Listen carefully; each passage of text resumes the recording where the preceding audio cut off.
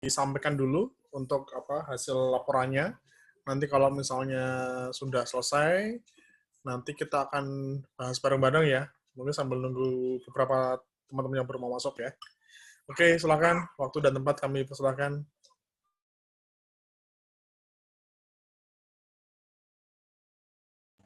Saya sebelumnya izin share screen lagi, Pak ya.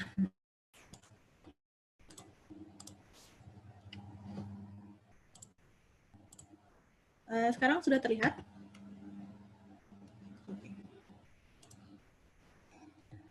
Assalamualaikum warahmatullahi wabarakatuh. Untuk saya di sini bersama Syifa dan teman-teman mewakili kelompok gitu ya, mau presentasi hari ini terkait dengan intervensi dasar 3 organisasi gitu. Kemudian langsung aja di lokasinya sendiri itu di Grihada Harcandalan sendiri itu berada di Cilacap, dengan jenis usahanya sendiri itu warung makan, tapi warung makannya juga menyediakan seperti coffee shop, terus juga aneka minuman gitu ya, jus, minuman lainnya gitu. Selain makanan juga, Grihada Harcandalan ini juga ngejual bahan dan alat jahit gitu. Kemudian untuk permasalahan yang ditemukan sendiri di lapangan itu masih terkait dengan perbedaan pendapat nih antara owner dan para pegawainya. Kemudian karena ada perbedaan pendapat tadi, akhirnya terjadi miskomunikasi antara owner dengan para pegawainya gitu. Kemudian yang ketiga, dari penuturan para pegawainya gitu ya, mereka merasakan tekanan gitu yang diberikan dari ownernya. Kemudian untuk relationship dan leadership-nya sendiri, kalau dari relationship-nya sendiri itu hubungan antara owner dan karyawannya itu bisa dibilang agak kurang intens gitu ya.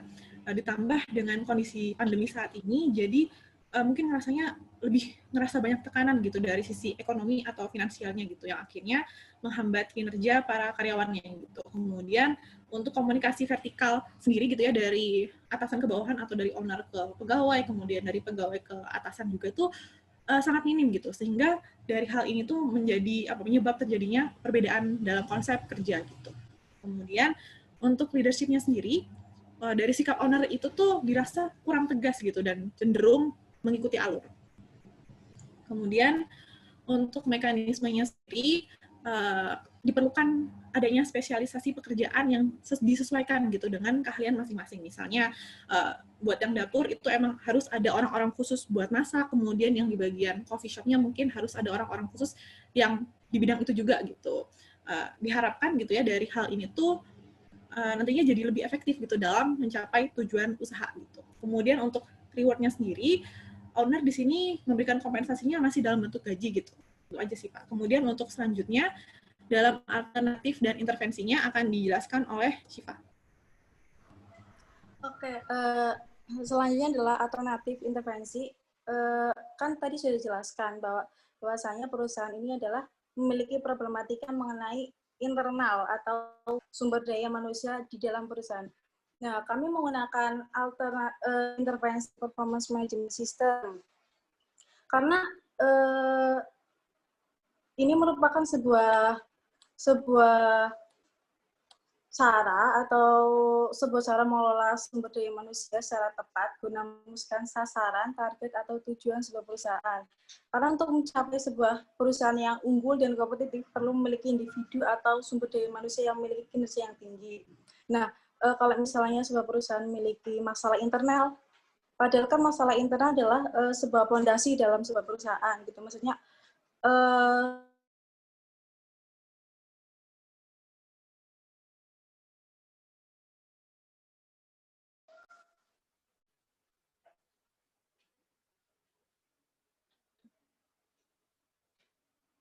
bahwasanya internal adalah sebuah dasar dalam perusahaan, sesuatu yang sangat penting untuk membangun sebuah perusahaan. Selanjutnya adalah apa sih intervensi performance management system ini? Ini menyediakan dasar-dasar dalam perbaikan dan pengembangan kinerja penghargaan secara umum. Tepatnya adalah sebuah cara mengolah sumber daya manusia secara tepat guna merumuskan sasaran, target, atau tujuan sebuah perusahaan. Kemudian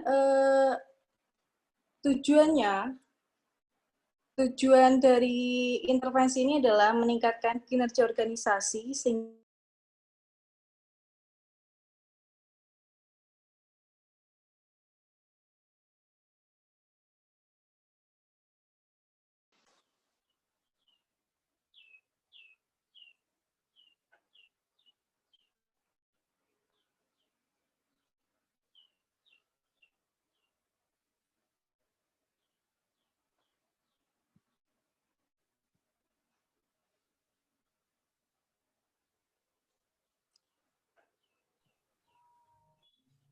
Udah? Nah, kemudian Pak, suara saya terdengar atau tidak?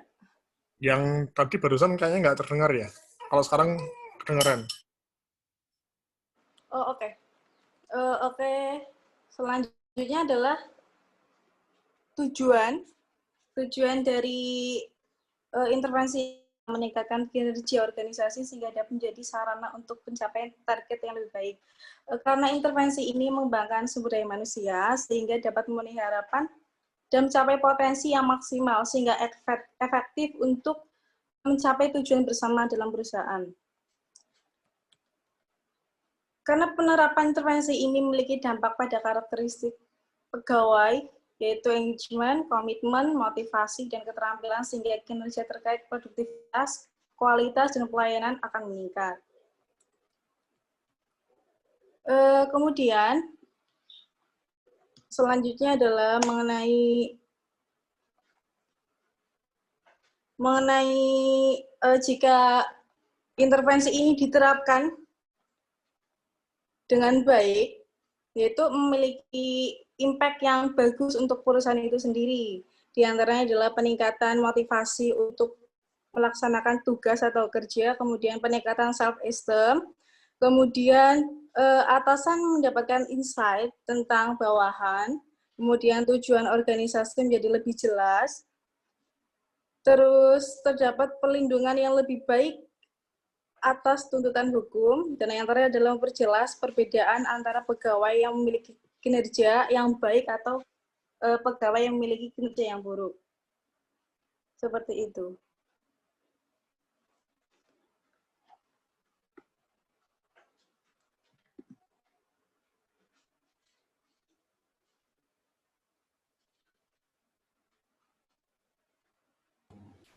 Iya Pak, kurang lebihnya dari kelompok kami seperti itu. Oke, sebentar. Ini sebelumnya saya perlu stop share nggak Pak? Atau gimana? Gimana? Ini perlu saya stop share nggak ya? Atau gimana?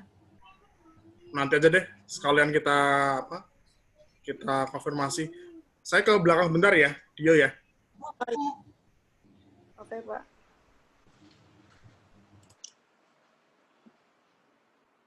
Dio.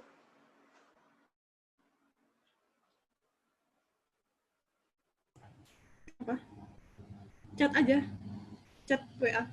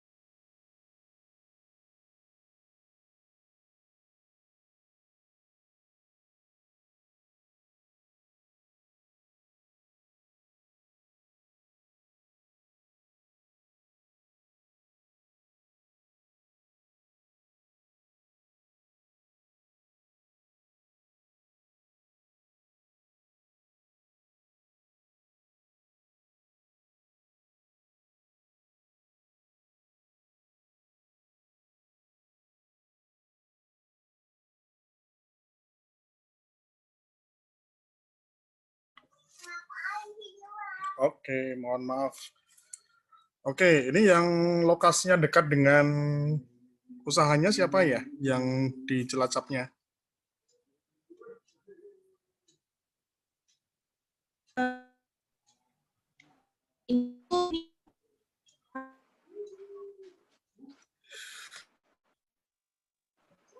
Apa? Nggak kedengeran ya?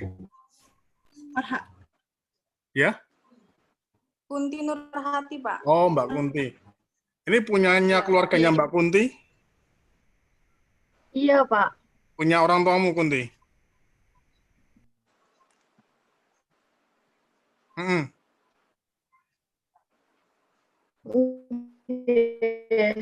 Oke. Oke. Prinsipnya gini, teman-teman. Kalau sebuah perusahaan, ya, sebuah organisasi, itu kan punya tujuan ya, punya target yang harus dituju. Entah skala menengah, skala kecil, atau skala besar. Memang target akan lebih terlihat jelas dan rencana akan lebih terlihat apa ya, terstruktur, itu memang perusahaan-perusahaan yang sudah besar.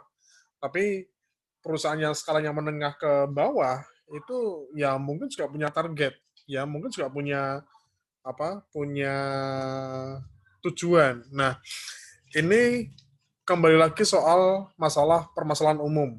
Ya, ini kan warung makan, ada warung kopinya, terus ada tempat atau mungkin toko jahit ya, kalau nggak salah ya, Kunti ya.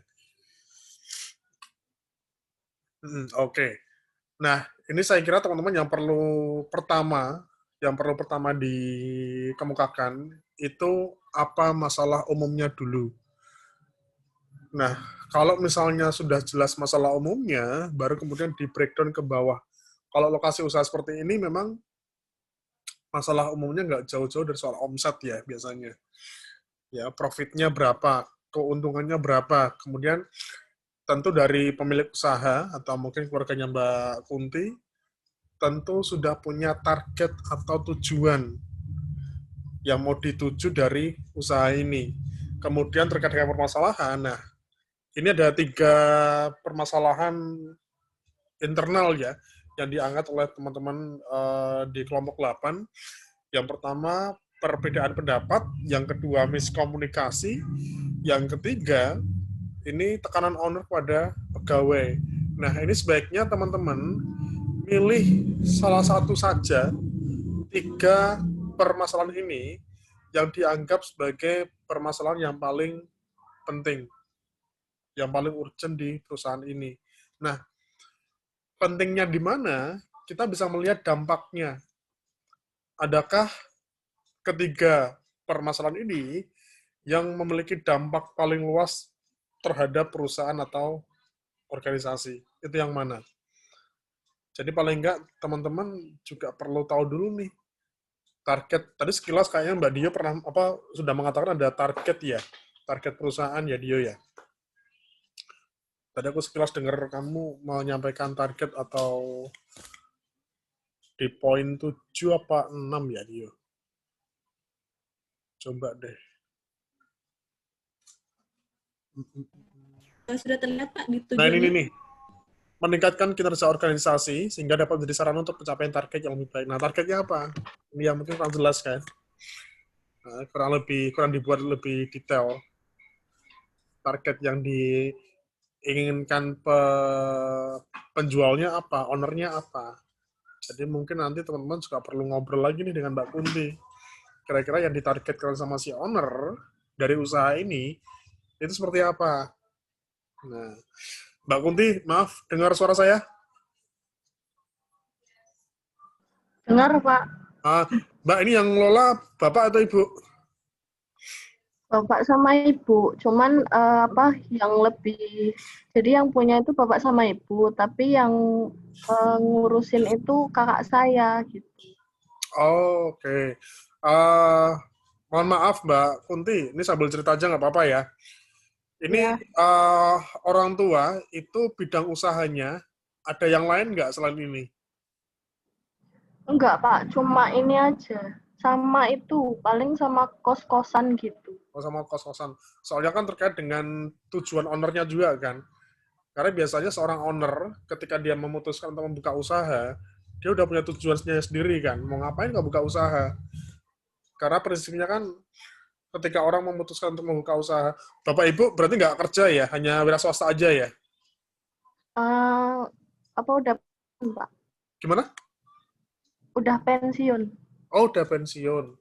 Nah, Iya. tentu dari owner sebagai mungkin orang tuanya Mbak Kunti, tentunya punya target kan, tentunya punya tujuan kan, ketika mau mendirikan usaha seperti ini kan. Nah, itu teman-teman juga perlu menentukan targetnya apa, tujuannya apa.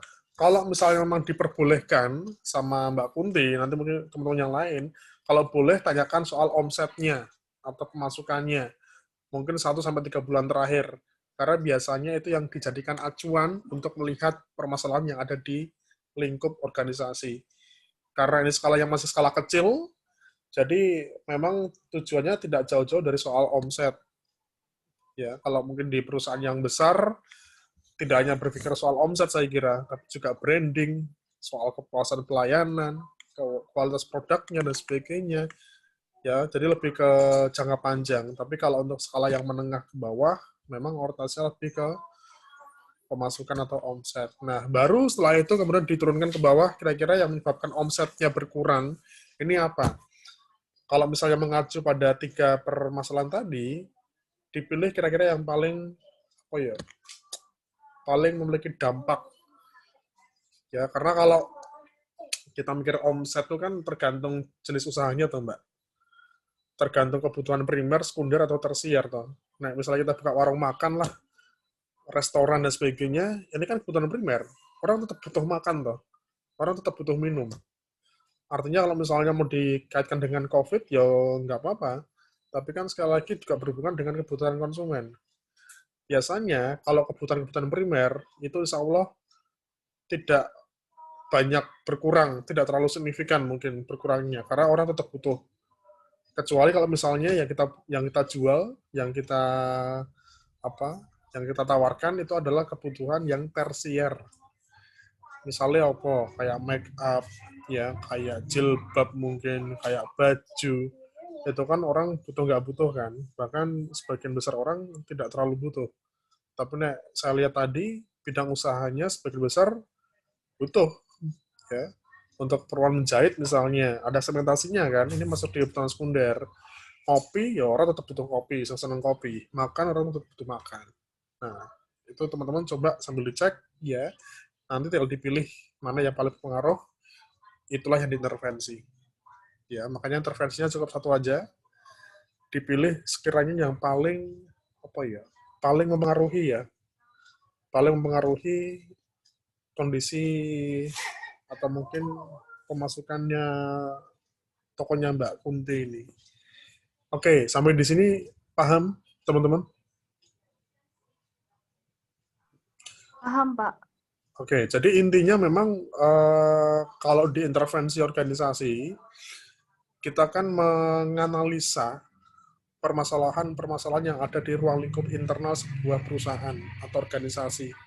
Dan harapannya si karyawan itu bisa selesai masalahnya, problemnya bisa selesai. Dan kembali ke soal kinerjanya, itu diharapkan bisa maksimal.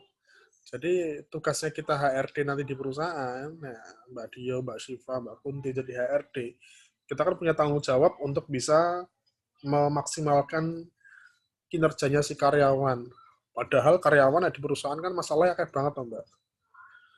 Kita ajalah mahasiswa ya, jangan mahasiswa kan, soalnya di semester-semester pertengahan, mungkin semester 4, semester 5, itu kan semester-semester keramat kan, lagi banyak-banyaknya mata kuliah kan. Wakil tugas, wakil praktek, ya, terus mungkin satu hari bisa sampai 4 mata kuliah mungkin. Itu kan problem. Itu kan kendala buat mahasiswa. Tapi kan akhirnya tergantung mahasiswanya, toh. Nah, dia sanggup mengatasi kendala itu, ya wes, nggak masalah. Nilainya bagus, tugas oke. Tapi dia punya problem, bisa-bisa pengaruhnya ke nilai. Nah, itu yang harus kita teliti. Kenapa kok mahasiswanya ada 2 mahasiswa, sama-sama satu kelas, sama-sama dapat tugas, ya, sama-sama di kelas yang sama, tapi yang satu bisa bagus ujiannya, yang satu bisa enggak. Nah, kan tergantung bagaimana menghadapi permasalahan. Sama halnya besok ya. Nah, kerja di perusahaan ya. Di perusahaan itu kan banyak sekali problemnya, banyak sekali hambatannya. Boh ketemu bos yang galak, boh nanti ketemu teman yang mungkin temannya enggak enak, lokasi usaha yang jauh misalnya, atau mungkin pekerjaan yang kita hadapi kita nggak terlalu paham cara menyelesaikannya misalnya, itu problem, itu kendala. Ya wes tergantung kita seperti apa cara menghadapinya. Gitu ya teman-teman, ya gambarannya kalau diintervensi. Ya ini mungkin teman-teman sambil melihat video-video yang sebelumnya, jadi paling nggak punya referensi lah apa sih problem-problem yang sering kali terjadi di beberapa perusahaan. Ini buat sih, buat belajar atau mungkin nambah referensi ya. Nah, besok teman-teman kerja di kantor ya, di perusahaan ini paling tidak bisa nambah-nambah bekal referensi bahwa setiap masalah pasti ada di perusahaan. Gitu nggih, teman-teman ya. Oke, Pak. Oke, matur nuwun, gitu aja saya kira. Nanti saya save, ya saya record, saya save di di grup C. Gitu aja saya kira. Terima kasih buat teman-teman, sehat selalu. Ya, insya Allah tahun depan ada rezeki, ada waktu, kita bisa ketemu di forum kuliah, insya Allah ya. Sukses ya, yang lagi ngambil P3, lagi ngambil seminar skripsi. Semoga lancar besok skripsinya, ya. Dapat lulusnya, amin ya rabbal alamin. Matur nuwun semuanya. Selamat siang, assalamualaikum warahmatullahi wabarakatuh. Terima kasih, Pak.